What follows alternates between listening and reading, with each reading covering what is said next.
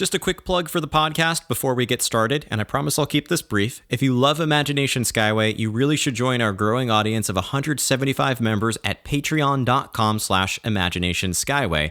Why, you ask? There are a few compelling reasons, starting with bonus episodes. I've really been working harder than ever on this member favorite, and some recent episodes include an in-depth breakdown on the math of Disney Vacation Club, plus my personal DVC calculator, a live walkthrough of Journey of Water inspired by Moana with some fun facts I learned from the Imagineers who built the attraction, and my complete experience building my first lightsaber live from Savi's workshop. And speaking of bonus episodes, you could have been listening to this episode of the show 2 weeks ago if you are a Patreon member. Another member favorite, which is accessible to free and paying subscribers, is our private Facebook group that includes weekly watch parties with other listeners of the show. There's also weekly Zoom calls with yours truly and a lot more bonus content to enjoy. The best part is you can sign up for a free membership or try our premium options free for 7 days, no strings attached. And if you ever sign up and decide it's not right for you, it's easy to cancel directly on Patreon. And importantly, I think it's worth mentioning this show would not be possible without our Patreon subscribers. So I want to extend my sincerest thanks to all Patreon subscribers listening, especially our paying subscribers. If you love this show, definitely consider joining or trying us out for free by heading to patreon.com/Imagination Skyway. One more time, that's patreon.com/Imagination Skyway.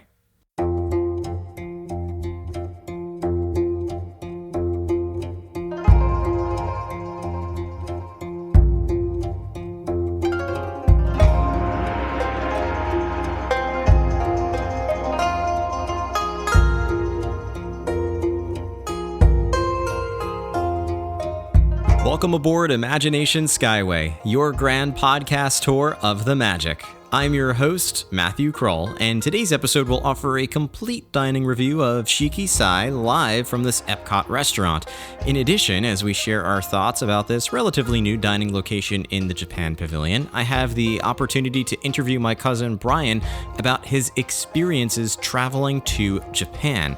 In our discussion, Brian shares his advice for anyone planning a trip to Japan, including a brief discussion, of course, of the Tokyo Disney Resort.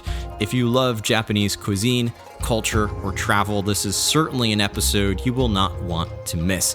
At the end of the show, we'll return to Imagination Central, where I'll share ways in which you can stay connected with Imagination Skyway, how you can discuss this topic with others, and how you can help support and inspire the future of this show.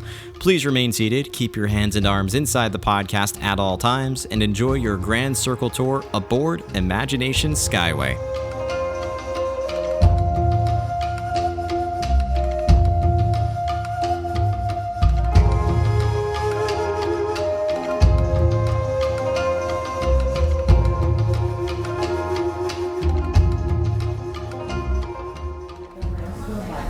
So we're here at Shiki-Sai, which is a relatively new restaurant here at the Japan Pavilion in EPCOT. It's our first time dining here. For those who want a little bit of a background on the restaurant, Shiki-Sai does mean 4 seasons, and this restaurant is celebrating the 4 seasons and festivals of Japan. The menu here is different than what you'll find at Tempenido. I'd say it's a little bit more traditional Japanese than you'll find at Tempenido, but we're going to be sampling a bunch of dishes, including some starters and then moving on to some entrees, and I can move through the menu, but we have Mike and Brian back since they're joining me on this trip and helping with all these reviews. I'm curious what you're most looking forward to, or some of the thoughts you had coming into this restaurant having not been here before. Oh, I love sushi, so as soon as you mentioned this, I said, oh yes, we definitely need to come here and experience it. I mean, I love Japanese food in general, but I got very, very excited that they started to expand into, as you mentioned, more of the traditional dishes. So, love sushi, and yeah, it was a very exciting menu in general. Yeah, and I have to say that the person who's going to be the most helpful in this conversation is Brian, because Brian, of the three of us, is the only one who's been to Japan not just once, but twice. Yeah, and I gotta say that's one of the reasons why I'm most both excited and nervous. Yeah. So I was very excited when they expanded the menu, because there's a lot of places that will offer sushi, and we'll see how good this sushi turns out to be. But for me, it was beyond the sushi offerings, they also offer a lot of other Japanese dishes that you don't typically find. The plate is really hot. Really hot? Okay. It's okay. Thank you. Okay. Please enjoy. All right, thank you. That was really exciting. Did you get your soup? No. So Mike got his entree before the soup, but that's okay. I'm telling you, the food is coming out really quickly. Yeah, it was very, very we ordered and then started recording, and immediately starters started coming out, and Mike's entree is already out. And there's a birthday.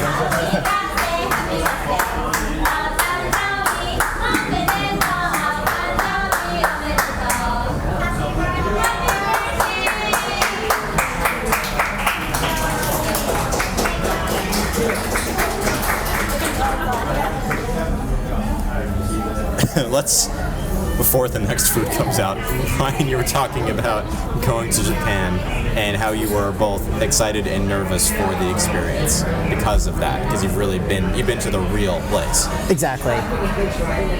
It's like going to, if you've been to Italy and then visited the Italy pavilion, you're gonna have, or Germany, the Germany pavilion, France, the French pavilion. It's gonna set a different expectation. I know, Matt, we were talking about this before. One of the things that came up was pizza. So you're obviously from New York, and you have your taste in pizza, and there's very few restaurants that are here at Disney World that you'll actually get pizza from. And It's I think just that's via true for Napoli. everyone. Yeah, it's just via Napoli for pizza. Unless, sometimes I am craving that a little bit more of a frozen pizza style. I'm not gonna lie. It's sometimes you want the gourmet burger, other times you want the fast food burger, and it just depends on our mood. But if I'm going in looking for quality pizza that's at the standard that we have for New York pizza, I'm really just looking to go to Via Napoli. There's a few places that can match. So, with that being said, let's just start digging into our starters and Mike's entree. I started with an avocado roll, extremely basic. I'm not adventurous when it comes to sushi. Thank you. And there's Mike's miso soup. I got my miso soup. And then, so I'm having an avocado roll. Brian, what are your two items? I got salmon nigiri and unagi don, which is, for those who are not familiar with unagi, it's eel. Let's dig in. Let's go. I'm gonna go for the miso soup first. I'm going with the avocado roll with some of this ginger. I am a big fan of ginger. Which means, Mike, you can have Brian's ginger, because I know you wanted some as well. I do. I'll definitely partake in that. All right, here we go.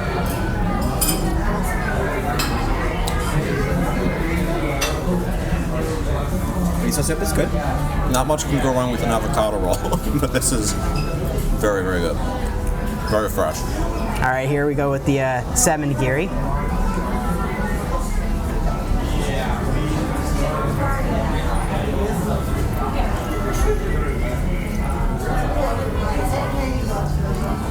I gotta say, I'm pleasantly surprised. That's good.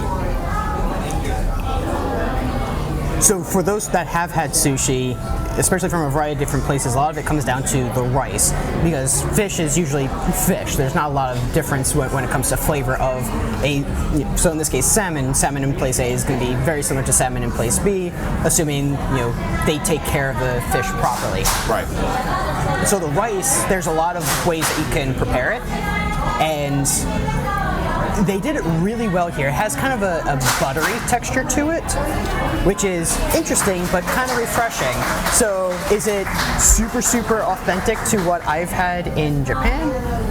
Not exactly. In some places I would say it is, but that texture, it's refreshing. It's very smooth in the mouth, and it has enough flavor due to it being sushi, but it's also kind of bland enough where if you are looking for something that's a little bit more on the bland side, nothing that's super, super adventurous, maybe if you're trying sushi for the first time, this is probably a very good entry into that because it's very palate friendly. It's interesting you mentioned the rice, because I'm sensing the same thing from the avocado roll. I'm comparing this to the sushi I have at home, and this almost seems to be better quality than what I can sometimes get in New York, depending on where I go. There's some excellent Japanese restaurants in New York, but they don't always have the same, you're right, it's like a buttery feeling to the rice. It's very smooth. It doesn't have I guess rice can sometimes be a little firmer, and this seems to be more similar to a pasta, like not an al dente, but a little bit more of a like a softer feeling to it. But I like this. Mike, how was your soup? It's quite good. It's miso soup. There's sorry, I'm just enjoying it. Mike's been eating as we've been reviewing. Yeah. Well, also too because it's hot. I want to make sure I'm having it when it's hot. So yeah, I mean it's good. I'll go from the dietary restriction perspective of things as well. And what's great about all Disney restaurants is that they're very accommodating. So as I get to my main entree, we'll talk about it, is that it just came down to gluten-free soy sauce, beef, and rice. Yeah. Which honestly is the best thing ever. So it's not a ton of options if you have allergies, if you're going to a place like this, depending on what the allergies are. But there's still just shows the willingness to accommodate, which is great. And the chef came over twice to validate a couple of things. Exactly. So that's always much appreciated because, this last thing you want is not to be happy, if you will, going through the park. So of course. The fact that they're very accommodating it just makes it a much more relaxing and pleasurable experience. Absolutely. And here comes our food. That's me.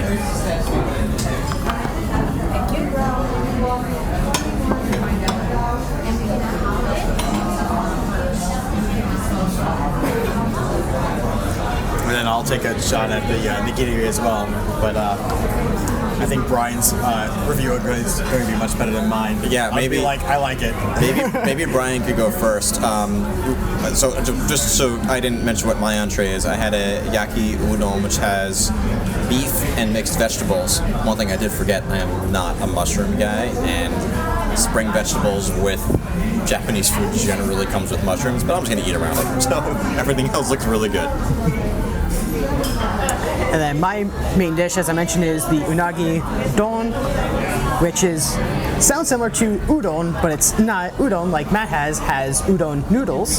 The don that I have is basically a rice bowl. So I have a rice base to my meal, plus there is a piece of, it's like egg that's in a quiche style, but is more of a cube. And this is next level to eat with chopsticks. They do give a fork in case you wanted. They gave me a fork for my noodles. I got chopsticks. I gotta go chopsticks. I gotta do my best. It's like it's not easy to eat noodles with chopsticks, but I'm gonna do my best.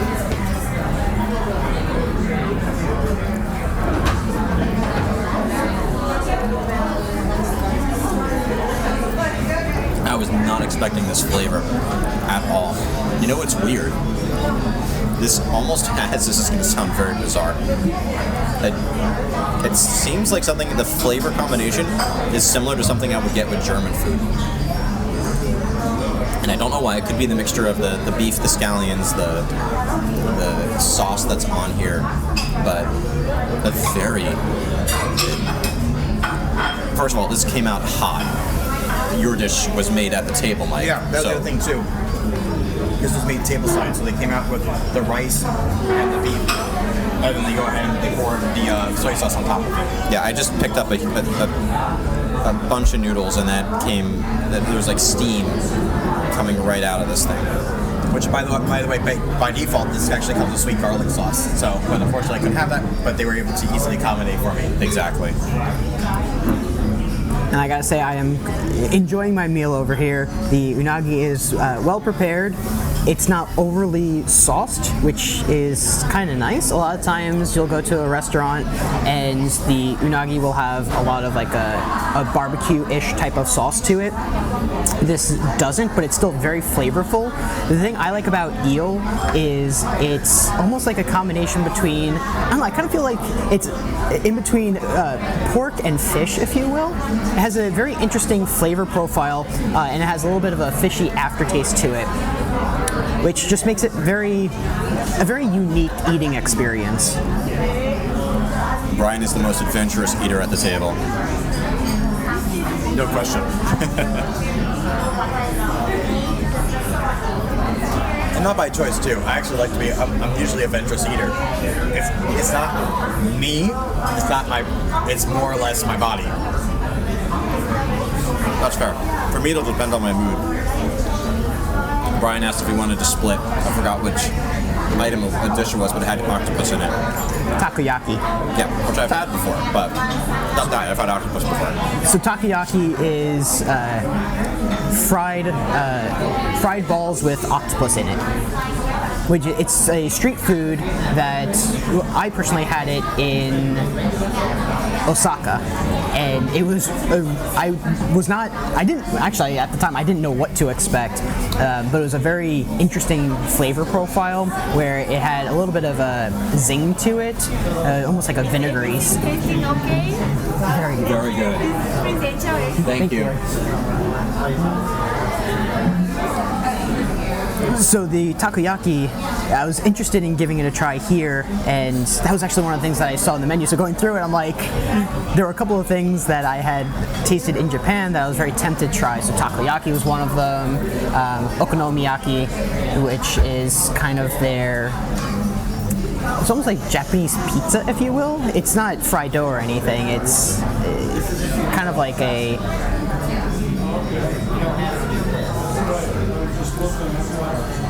it's kind of like taking tempura batter with some veggies and making it into almost like a pancake. So it's kind of a cross between a pancake and a pizza, but you'll hear it referred to as Japanese pizza because in the US with pizza, we'll put all kinds of different toppings on it, but it's the same kind of base with a whole bunch of different toppings. And so that's the same thing in Japan with okonomiyaki. You go to different regions and they'll prepare it slightly differently, just kind of like New York pizza versus Chicago pizza. Right.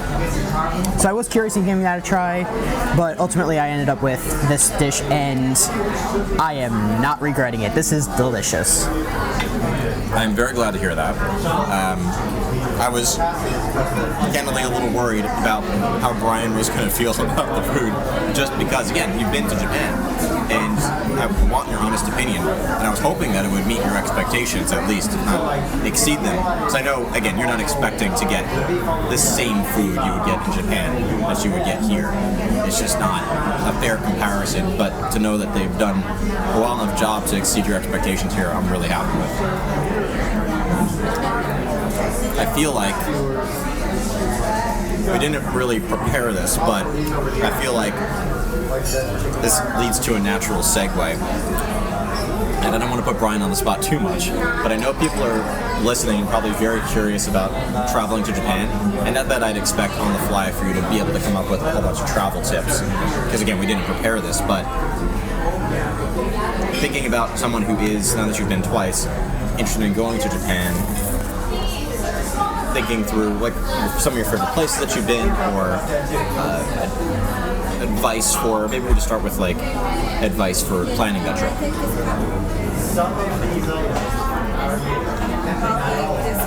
Oh yes, thank you.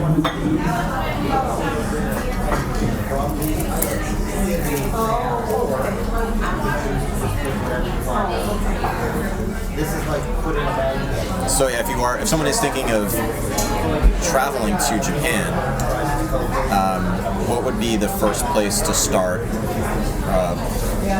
Number of days, or how to start thinking about it? Anything that was helpful for you in the beginning stages? That's a great question.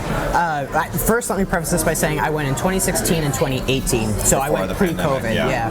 I also went before the Olympics were in Japan, so I know between both COVID and the Olympics, a lot of things have changed, and I know tourism has definitely exploded in Japan. So some of the things I have done there may not translate right now. Mm-hmm. The first thing to know is there is a lot to do in Japan. So Japan is roughly the size of California, but it is packed with things to see. And I've been there twice, both times for about 2 weeks. So I spent a total of about 4 weeks there, and there's still so much that I could have several more trips going back and still see new things each time. So first thing is prioritize what you want to see. My first trip, I wanted to go to Hiroshima, and we planned that out. But Hiroshima was a day trip in and of itself. Definitely take advantage of the Shinkansen, which is the bullet train. If you're coming from the US, there's there was a Japan travel pass which allowed you to take the Japan Railways for basically you pay one lump sum for a 7-day pass or a 14-day pass, and you can ride most of the trains, including most of the bullet trains, for free. It's included in that pass. And I think the pass was like, there's a couple $100, so it's not super cheap, but when you think about the costs involved of riding the trains all the time, usually one trip on the bullet train usually ends up paying for it. So you normally will fly in and out of Tokyo. You could go into Osaka, but for the most part, people will fly in and out of Tokyo. So for me, I wanted to see Tokyo, I want to see Kyoto, and I want to see Hiroshima. Those are my top 3 that I wanted to hit.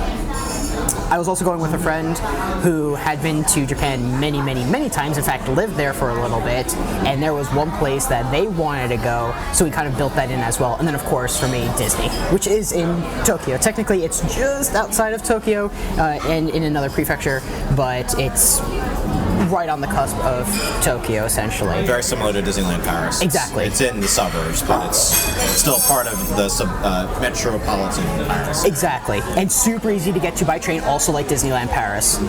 And for me, since it was my first time going, I wanted to spend at least 2 full days there, and then a partial day at the beginning and a partial day after. That was more than enough when I went. They have since obviously expanded. They are expanding it right now as we speak in Disney Sea, so that would definitely add on more time. But I was able to do Disney Sea in about a half day, and then Tokyo Disneyland was also a little bit more than a half day.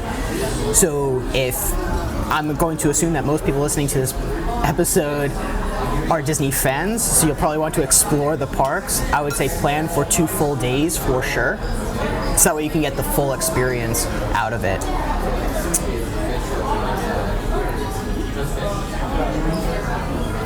Well, sorry, were you going to say something? I was going to say I'll try the sushi if you're thinking about something.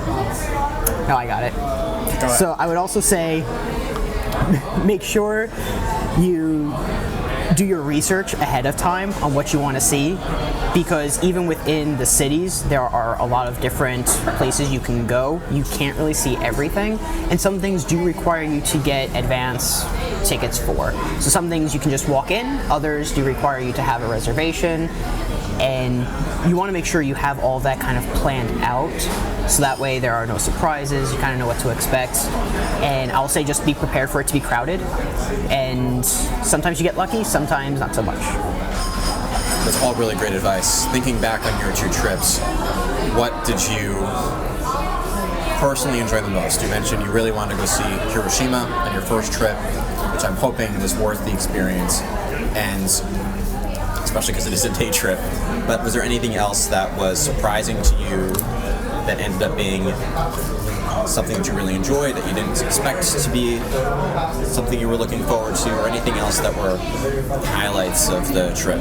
For me, actually, it was the temples and the shrines. So I was not expecting to be as impressed with them. I kind of had this expectation of, oh, you see one and you kind of seen them all.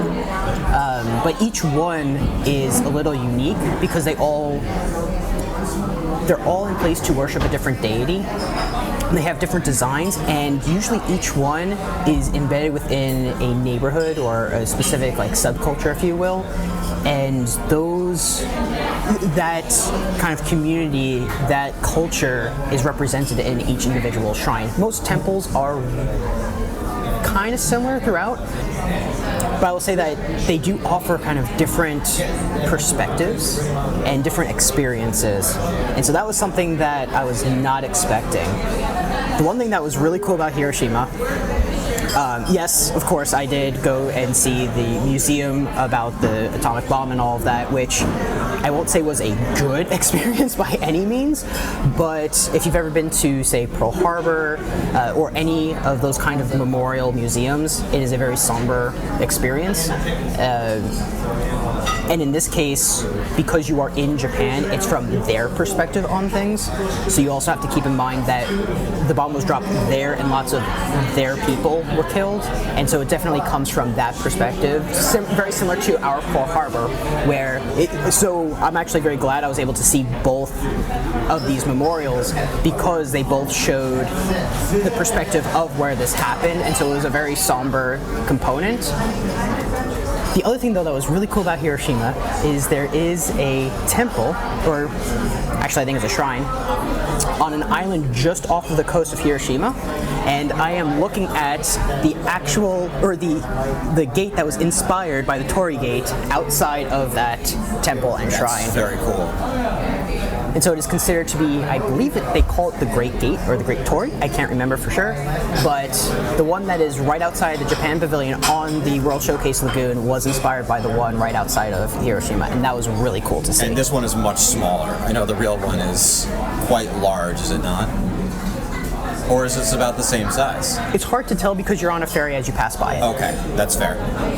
I wasn't 100% sure. I want to say it's bigger, but I don't think it's that much bigger. But don't quote me on that. I'm sure someone has the better facts on that one. We'll definitely look up the facts later. And last thing, because I don't want to make this a Tokyo Disney episode, so we're going to pass on that. But thank you. Last thing I do want to ask about is the food, because this should, I hope, inspire people if they do visit a place like this to go and experience the real food. It's one of the things I love about World Showcase. We talked about this in the other episode. It inspires you to learn more about these places and gain an interest in seeing the real thing. So when you went to Japan, what were the culinary highlights of your experience? I remember we talked about one of them that I loved was that you had almost an alleyway or something where there were just like 6 stools at a bar, something like that, like a very almost like the equivalent of a hole-in-the-wall type of place, but in like a really old school Japan restaurant. It just sounded like you had some really cool culinary experiences there. I did, and I really wish I had some time to prepare this so I could remember exactly where I had these different the different foods. This is an authentic conversation. This is truly on the fly. But I will say, you want to go to local restaurants as much as possible. And this is true even in the U.S., right? You want to go to Applebee's in Times Square. Exactly. So the same thing is true in Japan. You want to go to the mom and pop shops. You're going to get the best foods there.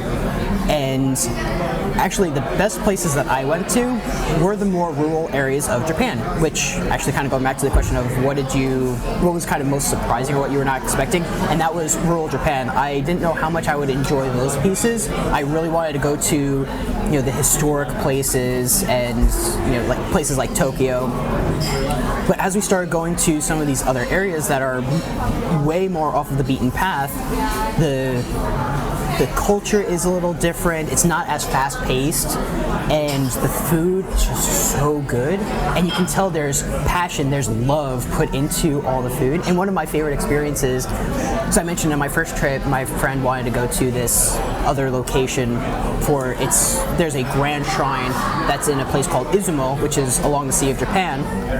And the deity that it is kind of worshipping is basically the deity of the creation of Japan, and is known for bringing all of the deities together in this one location.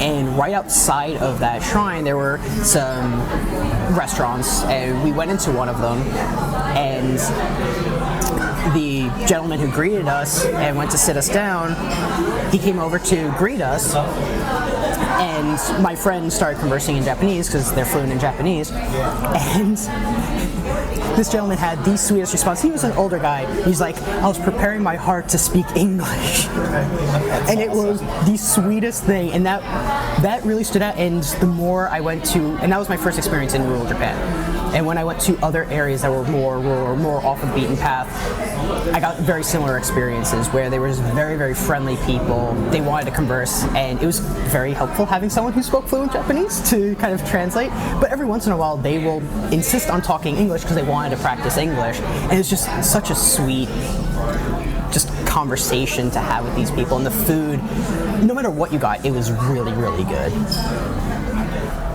Well, that prompts me to ask about, I know it said I was going to end on the culinary piece, but I'm genuinely curious about the language barrier going to Japan. Not only is it a different language, but it's a different alphabet altogether. It's completely different, yeah. I will say that, so for me, I try to be self-reliant, so I don't like relying on other people to be like, go here, go there, okay, I'll tell you when to get off the train or where to go or anything like that. So whenever we would travel somewhere, especially if it's a location, I would always look at the kanji characters to see what is basically the symbols that I would need to know for my location, and I would be able to tell, okay, this is this place. Or after a while, you'll hear certain key things like, is it the left door or is it the right door? Because depending on what your station is, sometimes it's the left that it opens up on, sometimes it's the right. And just listening for those key words to help you understand, okay, this is where I'm going, this is what I need to do, and then other words like kudasai is please, essentially, and just other common phrases just to help you be respectful of their culture. And this is true, I know our parents did the same thing, and I'm sure you've done the same thing when you were traveling to Europe. Yeah, definitely going to Paris, start with French, and then they understood that when they hear our accent, we're American, and they switched to English. Exactly. So that's what I tried to do, but obviously that's not enough to communicate. So in some cases where I did have to go off on my own, pantomiming. So one thing you'll actually see if you come to Shiki-Sai and you look at the menu, there's a lot of pictures. And that is true in most restaurants in Japan as well. So actually it's kind of an authentic menu, so you can point. Now, if you're someone like Mike with a lot of dietary restrictions, that's going to be far more challenging because you have to say no to certain things, which a lot of times, even in Japan, the menu won't list the items that are in the dish. It'll just say, this is the dish, and good luck figuring out what's in it. So that, I would say, would pose a challenge for some people who have dietary restrictions, but if you're not under that category, you can just point. Do you want anything else? No, that's everything we've got. Thank you. So pantomiming works very, very well, just pointing at something and kind of ordering that. The other thing I would suggest is staying more in the cities at that point. I know Tokyo did a lot of work in trying to bring in English, especially not just speaking English, but also having printed English before the Olympics. So there was actually a big difference between when I went in 2016 and when I went in 2018, because the Olympics, I believe, were in 2020. So by 2018, they were gearing up for that. So a lot of the trains had started installing a lot of English, mixing in. They would alternate between Japanese and English, and that makes it a lot easier to go through. Disney, right from the beginning, even in 2016, very English friendly, very much so. And that made that experience very easy.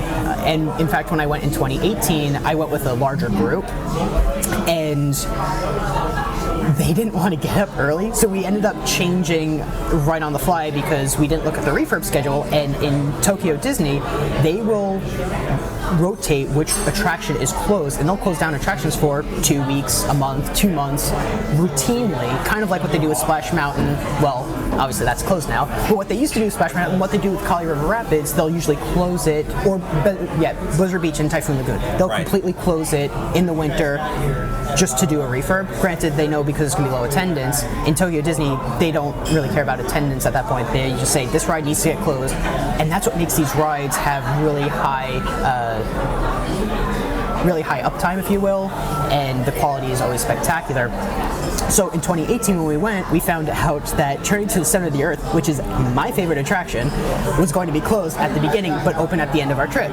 So we flipped it, and the first day we were there, which was going to be a Disney day, and so we booked a hotel that was going to be right there. We did other things in Tokyo, and then we started our trip in Tokyo, went did other things, and then came back to Tokyo at the end. So we flipped it and did Tokyo Disneyland at the end, specifically Disney Sea, because that's the only one that people cared about. But we were clear across the other side of the city, and for those that aren't aware, Tokyo is a megalopolis. It is a massive city. Even if you are from New York, New York pales in comparison. It's probably closer to LA Tokyo in size. Or if you're thinking about the metropolitan area of Tokyo, yes. Yeah. So we were on the other side of Tokyo. And that meant if we wanted to get there for rope drop, which I'm a Disney fan, so of course I'm getting there for rope drop, we would have to let the hotel, I think at 5:30 a.m., which no one wanted to do. So I said, fine, I'm going. Does anyone want to go with me? I think one person wanted to go. That was my friend who was basically leading the entire group. So I said, fine, I'm going. So I got all my stuff together. I got to one train, had to connect through, I think it was Tokyo Station, might have been Ueno, I can't remember. And then from there, make it to the Tokyo Disneyland train station, which I forgot the exact name of that. It's not called the Tokyo Disneyland Station. It's actually seems like a real name. And then I got off the train, got in line, and I rope dropped and did all of that. And I had absolutely no issues whatsoever conversing with anyone, figuring out where I had to go. Almost everything was in English, and the few things that weren't were like specific names. What station do I have to get off at? And then once I got to Disney, cast members were very friendly. They all spoke English, and I'd go here, go here. Might have been broken English, but it was definitely enough for me to communicate. So bare minimum, if you want to go to Japan, Tokyo's the best place if you have an issue with the kind of the language barrier, and then Disneyland, no issues at all. That's good to hear, and I'm hoping that, again, it encourages people to think about traveling to real places, especially this type of dining experience always inspires me to think about travel to the real places as well. But the bill came to the table, we're wrapping up our food here. Final thoughts on Shiki-Sai? Oh, not yet, sorry. Any final thoughts on Shiki-Sai?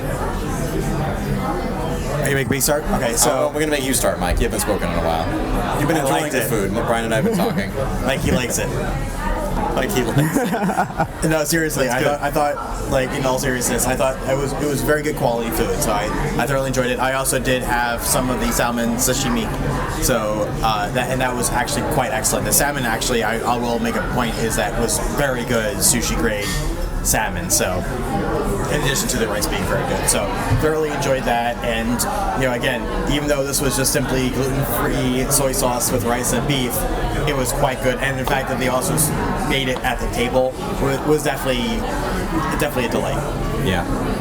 I'll actually go second. I want to end with Brian. So I thought this is not like the Japanese food I get at home. Granted, if I were going to Manhattan and went to a real Japanese restaurant, I probably could. And I'm talking mostly about in the suburbs. It's a little bit different.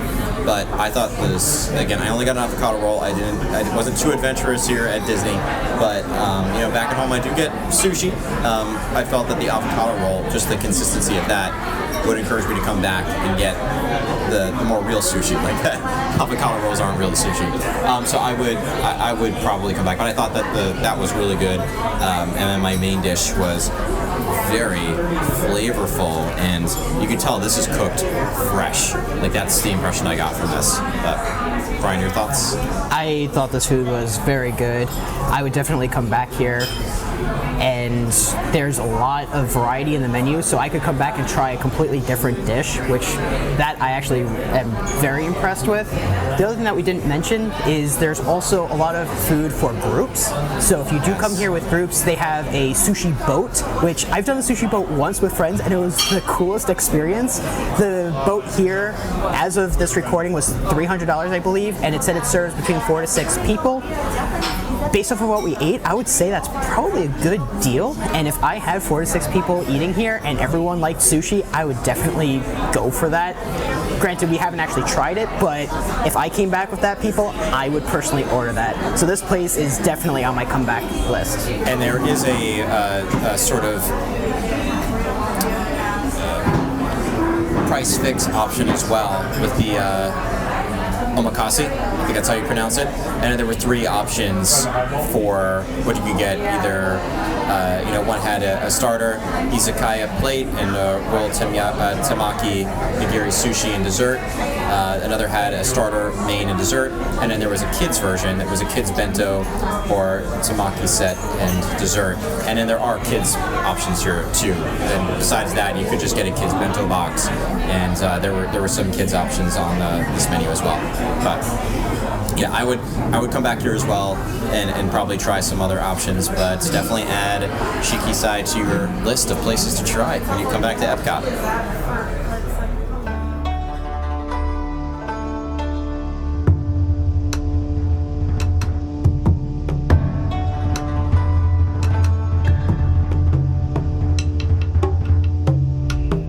Welcome back to Imagination Central. As you disembark, please remember to remain fully seated until the podcast comes to a complete stop, then gather your belongings and watch your head and step as you exit. After you exit the episode, I encourage you to engage with the show by following Imagination Skyway on your favorite social media app, and if you enjoyed this episode, please be sure to share it with anyone who might enjoy our discussion today, and leave us a rating or review in your favorite podcast app. If you're listening on Spotify or already following us on social media, be sure to answer our question associated with this episode, which is for you to tell me which restaurant you'd like us to review next in World Showcase. In addition, be sure to explore Imagination Skyway on the Patreon app or at patreon.com/Imagination Skyway. I discussed this one at the top of the show, but want to plug it one more time here and extend another thanks to all Patreon members listening to the show. Plus, if you're looking for more short-form content that covers the latest Disney news, be sure to check out my other podcast, Imagination Skyway News. Episodes are usually about 5 to 6 minutes in length, offering bite-sized overviews of the latest Disney news, providing nothing but the facts and making sure you are up to date with what's happening at the Disney parks and beyond. Thank you so much for riding aboard Imagination Skyway, and remember, if we can dream it, we can do it.